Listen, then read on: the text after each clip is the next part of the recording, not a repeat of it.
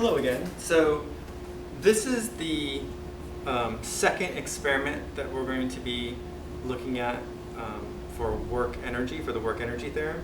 And this is the first part of that second experiment. So in this case, I have a Pasco car. And the thing about a Pasco car is it has really low friction bearings. So you can assume that there's very little friction, and we're going to assume it's frictionless. Okay. And then I have a string attached to it. It goes over a pulley, and on this side I'm going to have a mass, and that's going to help accelerate that cart down the flat track here. So what we're going to do is we're going to time how long it takes to travel 60 centimeters, or 0.6 meters. So basically I'm going from 20 centimeters to 80 centimeters, right? So 60 centimeters total, or 0.6 meters. And ultimately, what I want to do is I want to calculate the work done by the net force acting on the Pasco car as it travels that 0.6 meters. So the work done by the net force as it travels at 0.6 meters.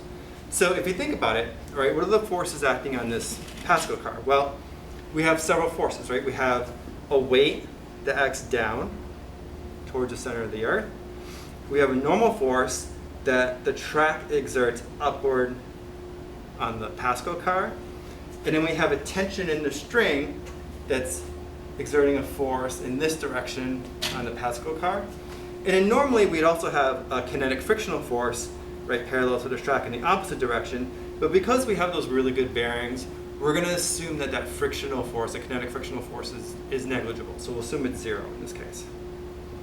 Now if you remember, since the car is undergoing a displacement in this direction along the track, then both the weight, which acts down, and a normal force that acts up, those forces are going to be perpendicular to the displacement, right?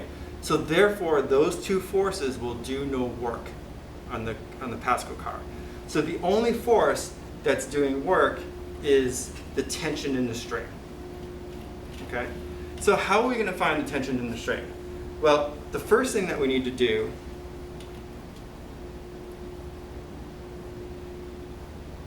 is we need to figure out the total time that it takes to travel from the first to the second photo gate as it travels that 0.6 meters.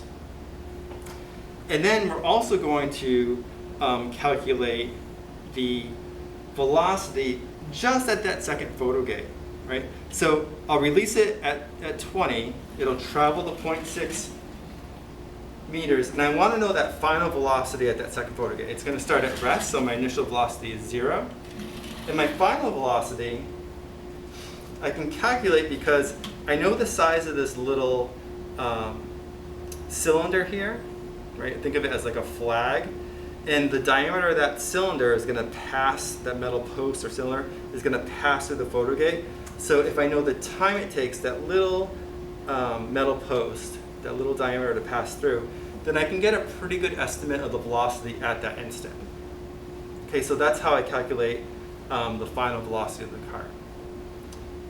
So once I have that information, I can figure out the acceleration, right? If I know the change in velocity, if I know that final velocity, I know the initial velocity, and I know the change in time, the time it takes to go from the first photo gate to the second photo gate, that will give me the average acceleration, right? Delta V over delta T, change in velocity over change in time. But we know that acceleration is constant, so that average acceleration is the constant acceleration of the cart. And then finally, how do I find the tension in the string? Well, it is the net force acting on the cart because the normal force and the weight will add to 0. So this is the net force acting on the cart.